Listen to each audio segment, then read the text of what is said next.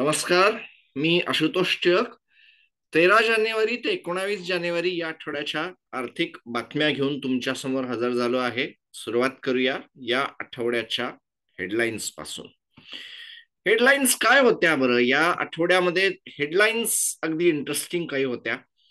Red C मधलं युद्ध काय थांबायला तयार नाही आणि त्याचा फटका हळूहळू भारताला बसायला सुरुवात झाली आहे.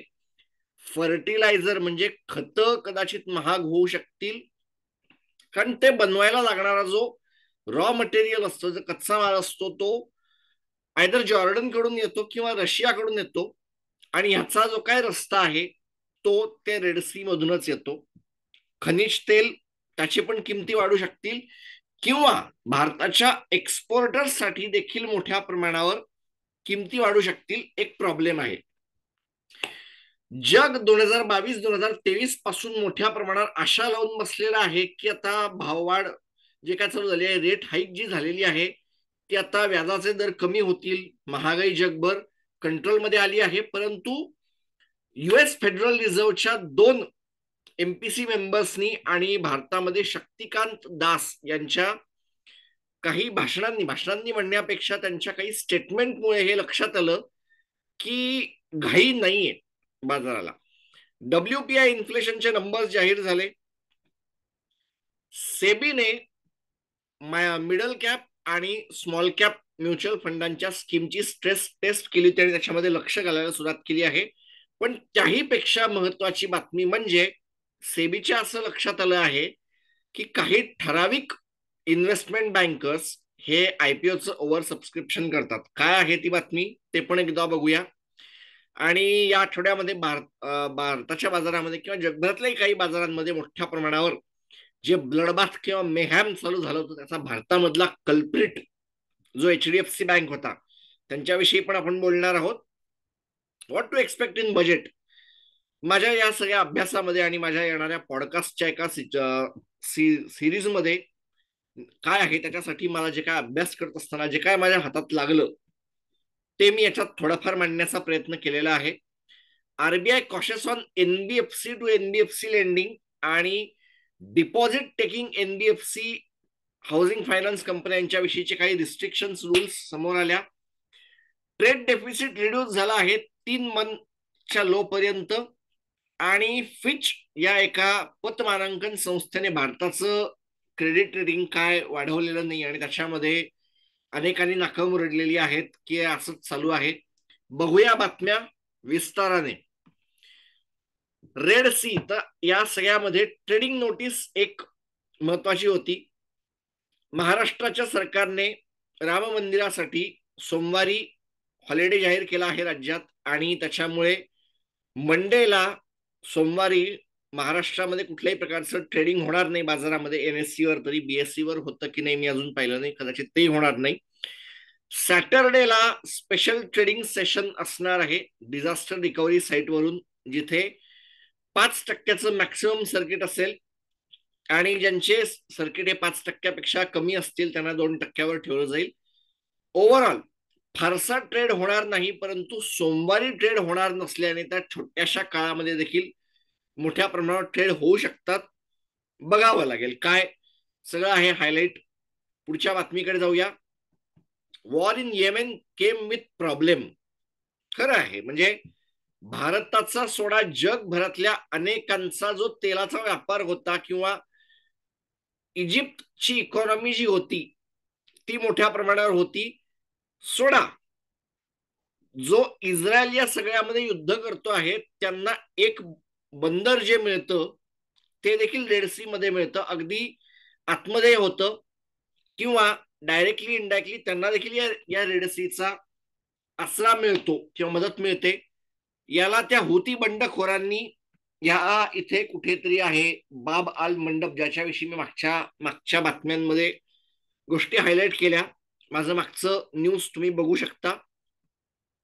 झालं असं आहे की इथे या हुती बंडखोरांना अमेरिकेने दहशतवादी जाहीर केलं आणि त्यांच्यावर हल्ले करायला सुरुवात केली.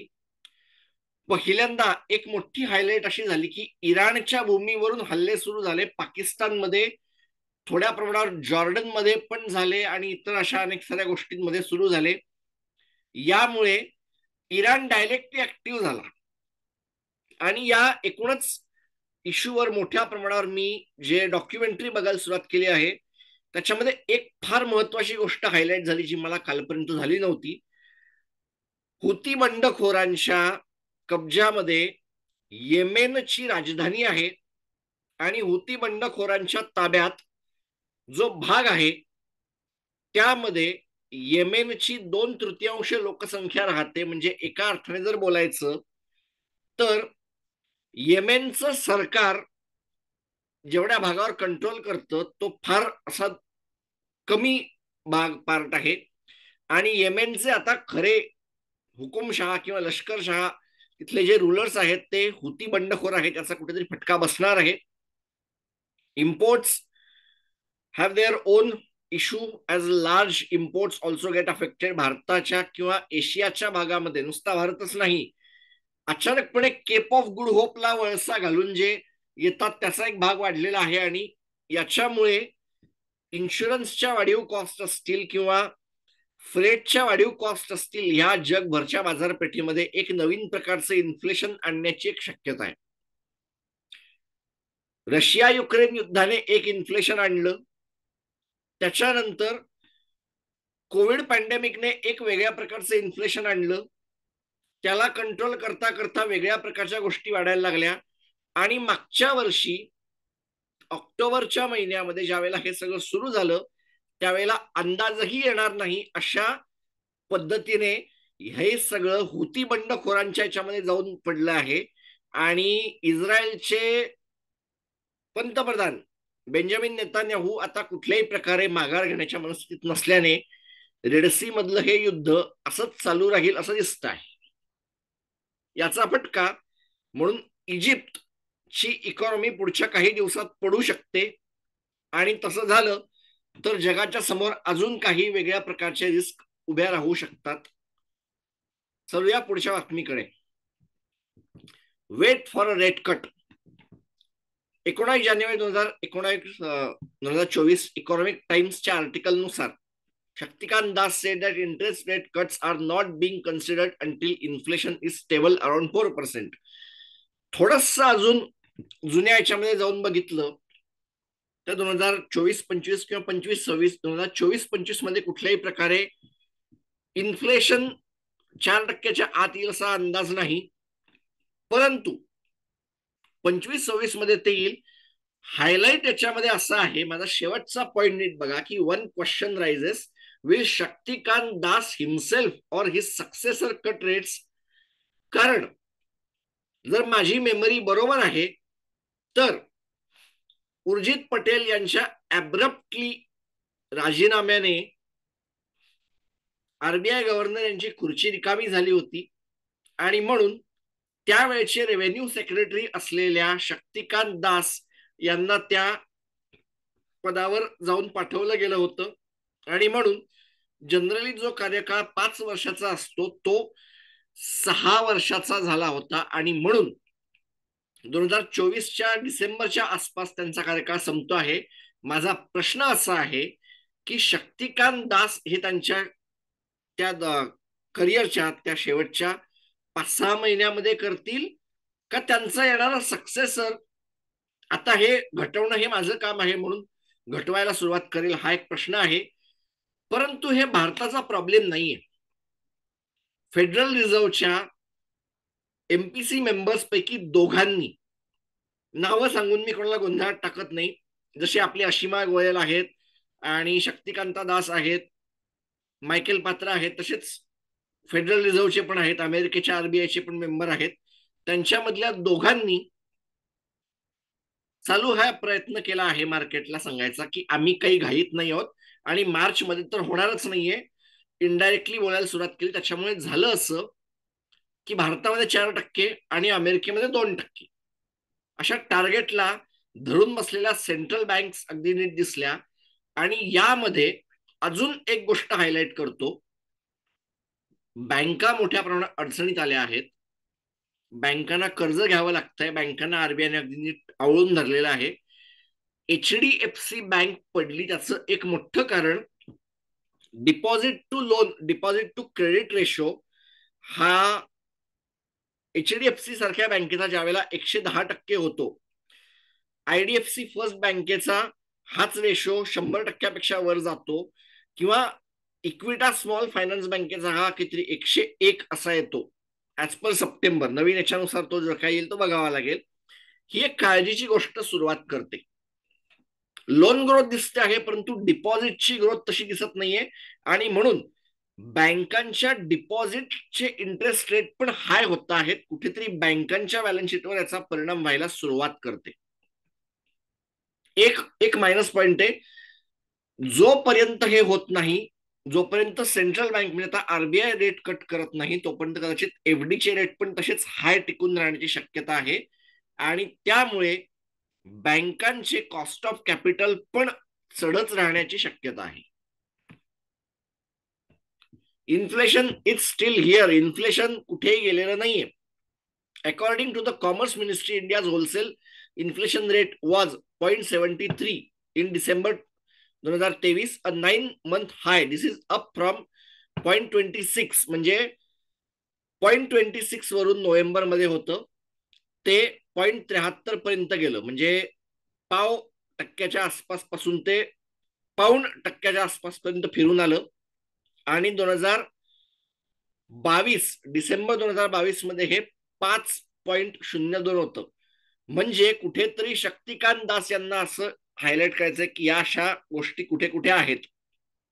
Rate of inflation based on WPI food index increase from 4.69 in November to 5.39 in December.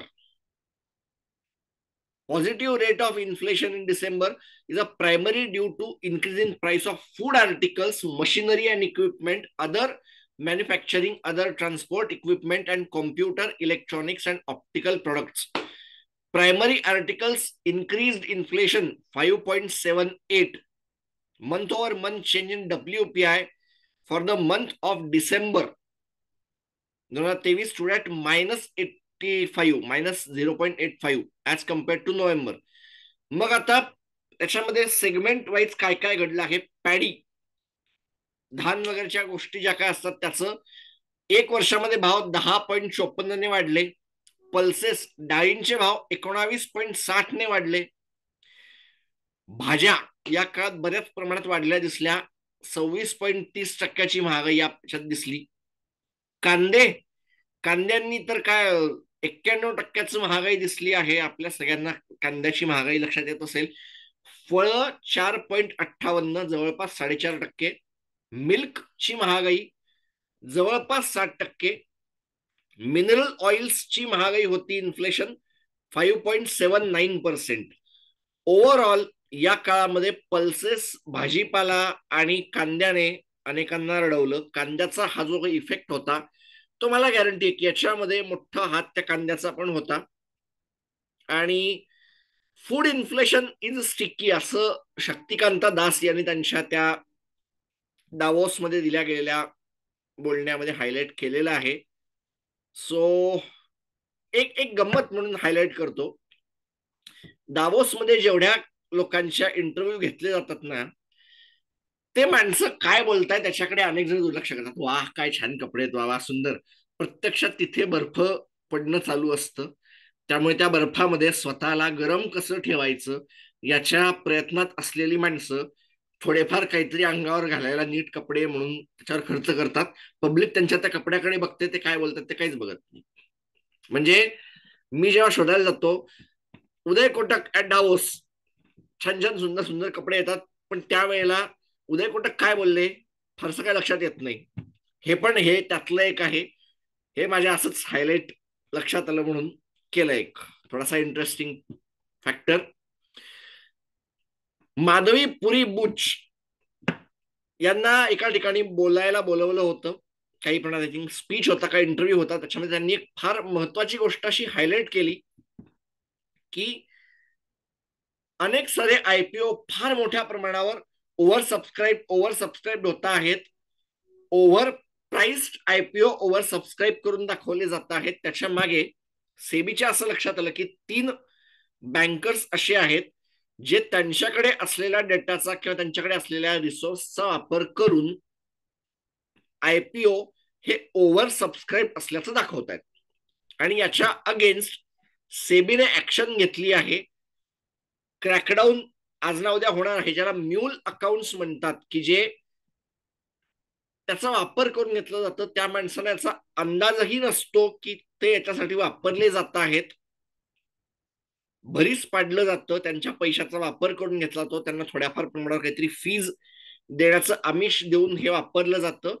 आणि म्हणून असे आयपीओ ज्या वेळेला खूप मोठ्या प्रमाणावर होतात, अनेक साऱ्या रिटेलर्सला असं वाटत राहतं की यातून आपल्याला पैसा कमवता येईल आणि ते अशा आयपीओ मध्ये अडकून पडले जातात किंवा कमी दर्जाच्या कंपन्या अशा तऱ्हेने विकल्या जातात. आणि हे मला आठवतं, ज्यावेळेला मी हे सगळं शिकत होतो त्यावेळेला अशा काही उदाहरणं त्यांच्या कम्युनिकेशन मधून पण आमच्या लक्षात येत होती, की एक गंमत म्हणून कोणीतरी सांगितलं आहे आणि कोणाला तरी एखाद्या अनालिस्टला ते योग्य वाटलं आणि त्याने शोधायला सुरुवात केली, तेव्हा त्याच्या लक्षात आलं की ती गंमत नव्हती. सेबीच्या माधवी पुरी बुच यांनी पण नेमकं तेच हायलाइट करायला काढलेलं आहे.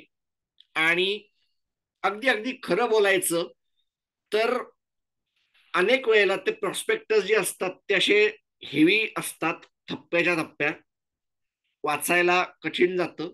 आणि मग असा बारकासा नंबर एक छोटासा कुठेतरी लपून टाकला जातो ग्लॉसी पानांमध्ये. हे ते करण्याचा जर प्रयत्न असेल तर माधवी पुरी बुच आता त्याच्या मागे लागले आहेत असं मी म्हणेन. चलूया पुढच्या बातमीकडे. The culprit.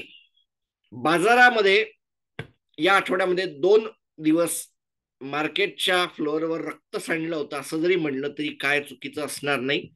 33.5% increase in net profit for the October to December quarter असं होऊन देखील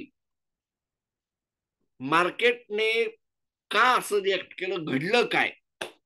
झालं असं की मार्केटमध्ये एचडीएफसी बँकेचं वेट खूप जास्त आहे. सेन्सेक्स निफ्टीमध्ये पण हेवी वेट असलेली बँक आहे, फायनान्शियल सर्व्हिसेसमध्ये पण हेवी असलेली बँक आहे आणि एकूणच एफएनडो मध्ये आहे. यांचे एफएनडो सगळे एफआयआयच करतात. आणि 2 दिवसामध्ये ज्या 2 दिवस ही बँक रेडमध्ये होती त्या काळात एफआयआयनी 20,000 करोड रुपये विकून पैसा बाहेर काढला. रेट घटणार नाहीयेत याचा पण एक त्याला मदत मिळाली. चीनमध्ये मोठ्या प्रमाणावर इश्यूज तयार झाले, त्यांचं जीडीपीचा डेटा काय येत नाही असं लक्षात आलं. अमेरिकेमध्ये बॉन्ड यील्ड आणि भारताच्या बाजाराची अर्निंग यील्ड यांच्यामधला फरक कुठेतरी वाढायला लागला. थोड्याफार प्रमाणावर बॉन्ड यील्ड जास्त पैसा देते, मग रिस्क कशाला घ्या, याच्यामुळे हे शेअर 9% पडले Q3च्या रिझल्ट नंतर. पण या सगळ्यामध्ये एक गोष्ट जी हायलाइट झाली, जी मला माझ्या व्ह्युअर्सना नीट समजून द्यायची आहे, ती त्या शेवटच्या 2 पॉइंट्स मध्ये आहे. एक माल प्रॅक्टिसेस काही बँका करतात आणि हे करणं, हे एचडीएफसी बँकेने करणं हे हायलाइट करतं की किती घाणेरडी गोष्ट आहे. साध्या भाषेत समजून सांगतो, एकदम एकदम साध्या भाषेत समजून सांगतो. समजा मी एक बँक आहे आणि मी कोणाला तरी कर्ज दिलं. त्या माणसाने ते कर्ज रिपे नाही केलं, त्याने माझं ते कर्ज अर्ध समजा नाही केलं, त्याने अर्ध नमस्कार म्हणलं मला. मला आता माझ्या पैशाची काळजी आहे. मी काय करणार की मी एक अल्टरनेट इन्व्हेस्टमेंट फंड शोधणार, त्यांना पैसे देणार आणि त्यांना इनडायरेक्टली सांगणार की या कंपनीचं ते स्ट्रेस टेस्ट किंवा ते जे काही लोन आहे आयदर ते खरेदी करा थोड्या वरच्या भावाला, किंवा त्या कंपनीमध्ये ऍज अ इन्व्हेस्टमेंट फंड म्हणून गुंतवा. आणि ज्या वेळेला हे अल्टरनेट इन्व्हेस्टमेंट फंड अशी गुंतवणूक करतात तेव्हा ती बँक आलेला तो पैसा माझ्याकडे परत देते. म्हणजे मी ऑलरेडी 100 रुपये दिले आहेत, त्यातला काही पैसा माझ्याकडे परत येत नाहीये. तो परत मिळवण्यासाठी मला अजून पैसा गुंतवावा लागणं माझ्या डिपॉझिट होल्डर्सच्या हितांचं रक्षण करणारं ठरत नाही, माझ्या इक्विटी होल्डर्सच्या हिताचंही रक्षण करणारं ठरत नाही. आणि यामुळे आरबीआयने यांना असं सांगितलं होतं की तुमचे जे काही इन्व्हेस्टमेंट असतील त्याला 100% प्रोव्हिजन करा. आणि यामुळे 1220 करोडचं जे काय होतं ते प्रोव्हिजन त्यांनी केलेलं आहे. इशू हायलाइट केला त्यांनी, हे एका अर्थाने मान्य केली की हो हमने भी ये किया था, इनडायरेक्टली त्यांनी मान्य करून टाकलं. दुसरा याच्यामधला कल्प्रिट असा होता की एचडीएफसी बँकेचं जेव्हा मर्जर झालं तेव्हा नुसत्या सबसिडियरीज आल्या नाहीत, तर त्यांचं लोनबुक पण आलं. आणि आरबीआयचा रूल तर असा आहे की तुमच्या लोनबुकची जी काय साईज असेल तिला बॅक करायला आता तुम्हाला डिपॉझिट पण आणावे लागतील. एचडीएफसी ही deposit taking housing finance company होती, परंतु त्यांचे असलेले रूल्स हे बँके एवढे स्ट्रिक्ट नव्हते. त्याच्यामुळे झालं काय की लोन टू डिपॉझिट रेशो 110 ला पोहोचला. एचडीएफसी ला काढून टाकल्याच्या नंतर तो 89 होतो, पण मला ते घ्यावं लागणार आहे. अजून एक गोष्ट मी माझ्या एका शॉर्ट मध्ये हायलाइट केली होती, ती अशी की एचडीएफसीच्या मर्जर नंतर नुसती एनबीएफसी नाहीये, मर्जरच्या आधी एनबीएफसी होती, HDB financial services was there, पण इन्शुरन्स कंपन्या आल्या, जनरल इन्शुरन्स कंपन्या आल्या, पेन्शन फंड आला, रिइन्शुरन्स कंपन्या आल्या, म्युच्युअल फंड येऊन बसले, रिअल इस्टेटला काय करणाऱ्या काही इतर कंपन्या येऊन बसल्या, आणि आणि अशा अनेक साऱ्या गोष्टी येऊन बसल्या. हो, ही बँक, या बँकेचा जो शेअर गुंतवणूकदारांना माहित होता तो असा नव्हता. ती प्युअर प्ले बँक होती, तो एक प्युअर प्ले लेंडिंग बिझनेस होता. आता होल्डिंग ची एक डिस्काउंट जी आहे ती पण इथे एंटर झाली. हायर प्रोव्हिजन्सनी आणि डिकॅडल लो अर्निंग पर शेअरमुळे हे सगळं धाडदेशी खालती आलं. परिणाम 9% शेअर खालती आला. हो, आणि अजून एक गोष्ट आहे, अजून एक याच्यामध्ये हायलाइटेड आहे की एचडीएफसी बँक आणि ऍक्सिस बँक या दोघांच्या व्हॅल्युएशन मधला गॅप हा आता हिस्टॉरिकल लो आहे. प्रॉब्लेम, अजून एक प्रॉब्लेम हायलाइट झाला याच्यामुळे. जेव्हा तुमचे मुळात लोन टू डिपॉझिटचा रेशो ज्या वेळेला 110 असतो तो परमिसिबल च्या आसपास आणावा लागतो. याचा अर्थ आता एचडीएफसी बँकेला लोन देण्यामध्ये हा तसा थोडासा आखडता घ्यावा लागेल आणि डिपॉझिट कलेक्ट करत फिरावं लागेल. डिपॉझिट होल्डर्सना कदाचित थोडस हाय इंटरेस्ट पण द्यावा लागेल, कारण त्याच्याशिवाय कोणी येणार नाहीये. मार्केटमध्ये 7%, 8%चे इंटरेस्ट रेट चालू असताना तुम्ही 5-7%, 5-5.5%, 6% करायला बसल्यावर येणार नाही तुमच्याकडे. एक्झॅक्टली आता तेच होणार आहे. त्यामुळे निम्स खड्ड्यात जाणार आहेत पुढच्या काही दिवस एचडीएफसी बँकेचे. त्यांना त्यांच्या डिपॉझिटच्या मागे दौडत फिरावं लागणार आहे. आणि हा सगळा इश्यू झालेला आहे. आणि म्हणून पुढचे काही दिवस तरी अजूनही एचडीएफसी बँक स्वतःच्या पायावर उभी राहू शकेल आणि मार्केटला पुढे घेऊन जाऊ शकेल असा कुठलाही अंदाज नाही, म्हणून बाजार पडला. आणि फ्युचर्स अँड ऑप्शन्सचा पार्ट असल्यामुळे बँकेचे शेअर पडत आहेत, म्हणून हे कॉन्टॅजियन सगळीकडे पसरलं. हो, एफआयआयनी विकायला सुरुवात केली. 20,000 पेक्षा जास्तीचा शेअर त्यांनी विकून टाकले. दुसरं काय होणार काय मार्केटमध्ये ब्लडबाथ दिसला. बाजाराच्या मागचं हे सगळं आहे. मी आशा करतो की माझ्या या एक्सप्लेनेशन नंतर लक्षात आलं असेल तुमच्या बाजाराने हे रिॲक्शन का दिली. चलूया पुढच्या बातमीकडे. बजेटमध्ये काय एक्सपेक्ट करावं. रेल्वे बजेट जो आहे तो 3,00,000 करोड पर्यंत पोहोचेल आणि कदाचित आयआरएफसी ला रिस्ट्रिक्शन घातले जातील, कदाचित नाही घातले जाणार, परंतु हे बजेट रेल्वेचं वाढवलं जाईल आणि प्रयत्न केला जाईल की रेल्वेला मार्केटकडून फारसं बॉरोईंग करावं लागू नये. Guarantee minimum wages to be hiked. SP Mukherjee committee report 2024 may go from 176 जी मजुरी असते मिनिमम अनेक साऱ्या राज्यांमध्ये ती वेगवेगळी आहे. काही ठिकाणी ते नाही पण आहे. निवडणुकांसाठी कदाचित ती 375 होईल आणि जवळपास सगळ्या राज्यांना ते टिकवून ठेवण्यासाठी प्रयत्न केला जाईल की हे तुम्हाला करावं लागेल म्हणून. त्यामुळे राज्यांचे असलेले खर्च पुढच्या काही दिवसांमध्ये वाढताना दिसून येतील. Gig workers and unorganised workers may come under ESI after the US deal. US deal अशी आहे की अमेरिकेच्या ऑटोच्या सेगमेंटमध्ये, ऑटो सेक्टरमध्ये तिथल्या कामगारांनी त्यांची मागणी सक्सेसफुली मान्य करून घेतली. त्याच्यानंतर जगभरच्या अनेक साऱ्या देशांमध्ये आणि भारतामध्ये पण अनऑर्गनाइज सेक्टरसाठी त्यांना काही प्रमाणात लाभ मिळावेत, त्यांना एक बेसिक काही गोष्टी मिळाव्याचा प्रयत्न होता. हे त्या दिशेने पडणार आहे. आणि गिग वर्कर म्हणजे काय, तर ओला असेल, उबर असेल, झोमॅटो असेल, यांचे जे काम करणारे माणसं होती ती गिग वर्कर, आणि त्यांच्यासाठी जे करावं लागतं, त्यांची जी एक सिस्टीम आहे, त्यांना अनऑर्गनाइज म्हणणार का पार्शियली ऑर्गनाइज म्हणणार, याच्याकडे आता एक क्वेश्चन मार्क येऊन बसलाय. ते असू शकतं. Old tax regime may see higher tax slabs. Old tax regime आणि न्यू टॅक्स रिजीम मध्ये अनेक साऱ्या बदल होणं अपेक्षित आहे. आणि या गोष्टीकडे मी जरूर असेन, म्हणजे चंद्रशेखर टिळक सर ज्या वेळेला येतील त्यावेळेला हा माझा एक जोरदार प्रश्न असणार आहे, हे मी आत्ताच अगदी फुल हायलाइट करून टाकतो.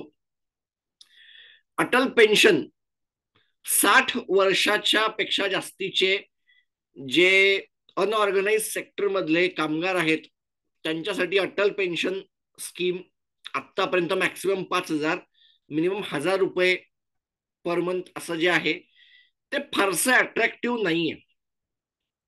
म्हणजे आजच्या काळामध्ये 5,000 रुपये पर मंथच्या पेन्शन मध्ये काय काय गोष्टी करता येतील, आणि मिनिमम जर तुम्ही कोणाला 1,000 रुपये देत असाल तर त्याचं आयुष्य नेमकं काय काय होऊ शकेल, म्हातारपणच्या अनेक साऱ्या आजारांवर होणारी औषधं आणि हेल्थ केअरचा वाढलेला इन्फ्लेशनचा खर्च हा कुठेतरी एक क्वेश्चन मार्क लावतो आहे. आणि त्याचं हे कारण असतं की या टाईपच्या स्कीम्स फारशा का अट्रॅक्टिव्ह होत नाहीत. दिसायला फक्त एक असतं की हा आम्ही काहीतरी केलं आहे, वाढावं असं PFRDAचं मत आहे. आणि तसं वाढलं तर एक ती फार चांगली गोष्ट होईल. कारण पेन्शन ही आता भारताच्या पॉलिटिक्समध्ये येऊन पडलेली आहे आणि त्याच्यासाठी कोणाला ना कोणाला काहीतरी करावंच लागणार आहे. चलूया पुढच्या बातमीकडे. RBI, the Reserve Bank of India, asked some large non-banking finance companies to reduce their lending to smaller peers. अगदी साध्या भाषेत समजवतो. बजाज फायनान्सनी पैसे उचलणं आणि एखाद्या छोट्या म्हणजे मोबिक्विक मध्ये टाकणं, किंवा बजाज फिन्सर्वनी मोबिक्विक मध्ये स्टेक घेणं, किंवा अजून जर कोणी असेल तर तो पेटीएम कडे त्याचे पैसे वळवणं, किंवा ओला मनी सारख्या वॉलेटमध्ये त्याचा वापर करून घेणं. NBFC आहेत पण त्या फिनटेकचा वापर करून मोठ्या होतात. RBIचं म्हणणं हे रिस्की गेम आहे, तुम्ही हे करू नका आणि काळजी घ्या, रिड्यूस त्यांचं साईज.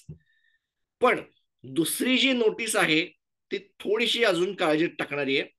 RBIचं म्हणणं की deposit taking HFCs, housing finance company ज्या डिपॉझिट घेतात, HDFC हे एकेकाळी होतं, आत्ता कोण आहे माहित नाही.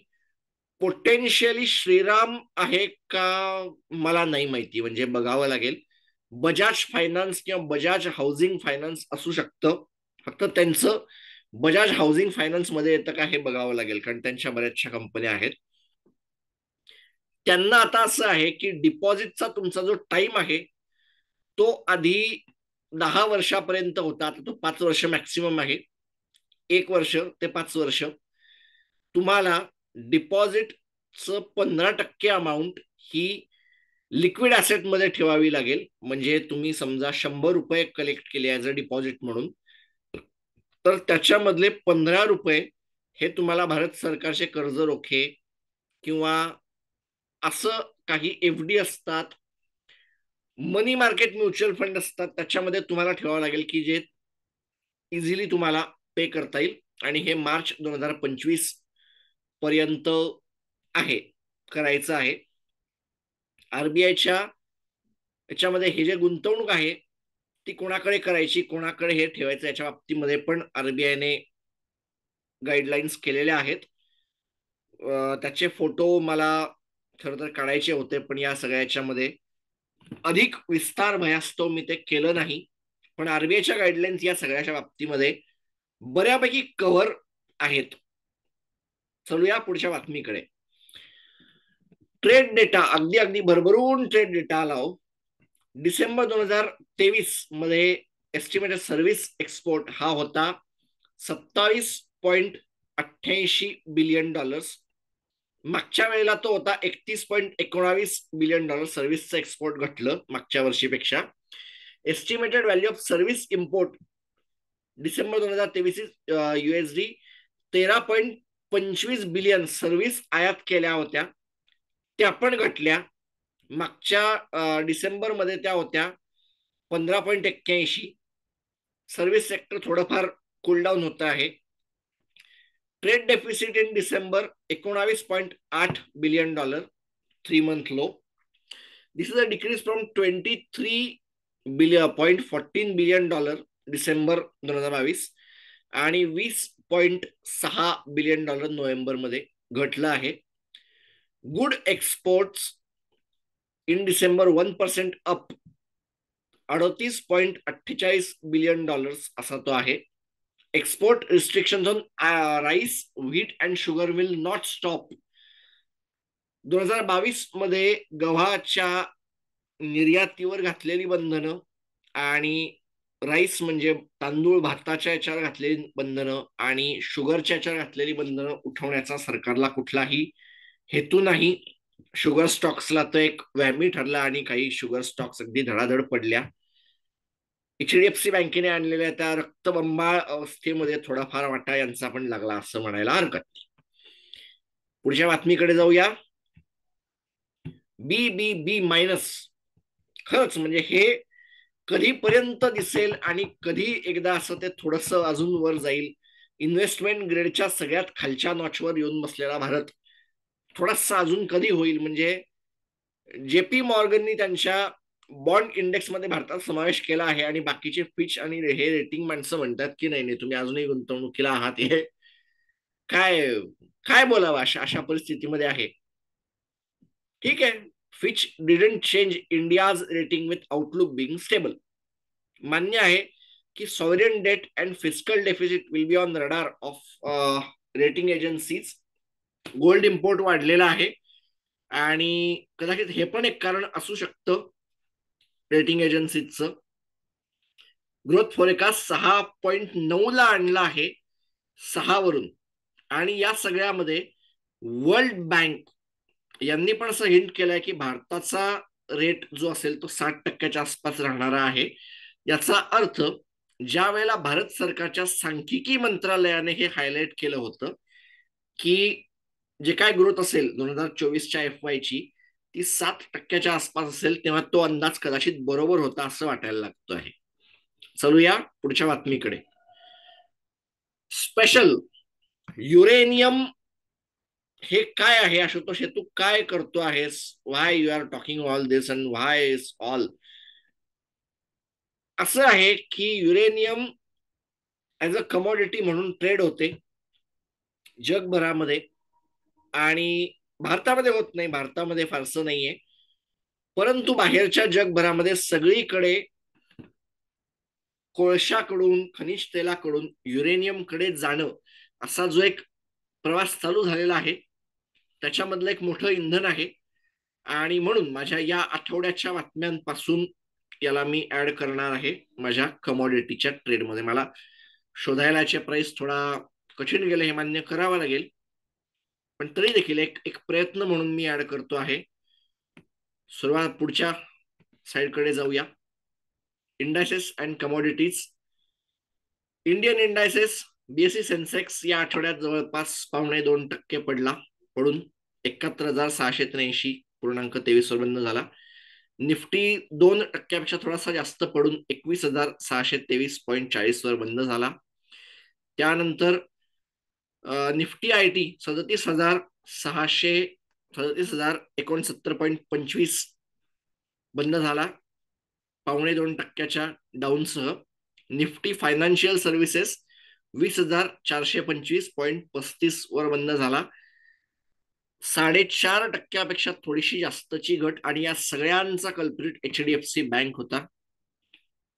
निफ्टी बँक पडणारच होता पडझड 47,709.80, 0.5% घट, कारण बाकीच्या बँका घेऊन वर पण गेल्या. निफ्टी प्रायव्हेट बँक पडझड झाली 23,536,37.75, 5.25% आसपासची 5.20 आसपासची पडझड निफ्टी प्रायव्हेट बँकनी पाहिली.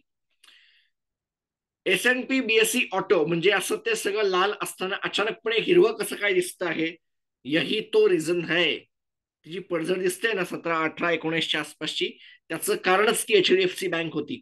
42,709.29, 0.5% थोडासा 2/3 पर्सेंटेज पॉईंटने तो वरच्या दिशेला बंद झाला.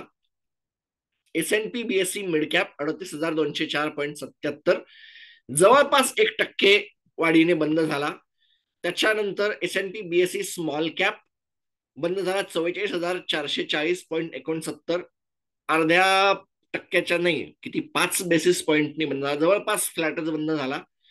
31,000.47 S&P BSE 500, बऱ्यापैकी ज्याला लार्ज कॅप किंवा ऑल कॅपच्या आसपास जाणारा म्हणता येईल असं हे होतं ट्रेडेबल, आणि तो जवळपास 1%च्या आसपास पडून बंद झाला.